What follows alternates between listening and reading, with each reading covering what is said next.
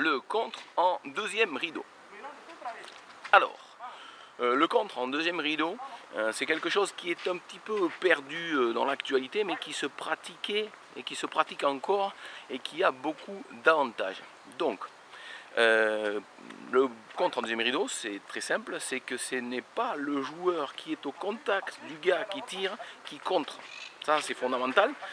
Donc cela implique que le joueur qui est devant le tireur ne va pas au contre. Ne va pas au contre. Ça, le joueur qui est en contact avec le tireur ne va pas au contre. On se limite à se bloquer, à lever les bras et à faire comme un mur. Et je ne bouge pas.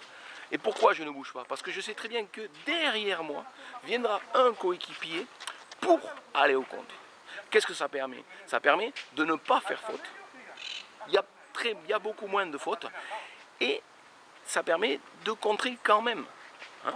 Par contre, statistiquement parlant, voyez, celui qui est en premier rideau ne voit pas le contre enregistré dans ses petites statistiques. C'est sûrement pour ça que le contre en deuxième rideau, c'est pas trop à la mode.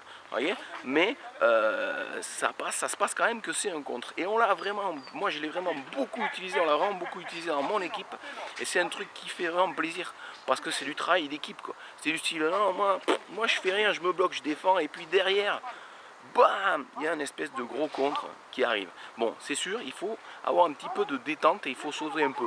Mais bon, ça, c'est vrai même pour le contre en premier rideau, quoi. Et essayez les gars, vous allez voir, c'est bien amusant. C'est un peu compliqué aussi, mais le jeu en vaut la chandelle, c'est-à-dire des bons contres en deuxième rideau, de derrière les fagots.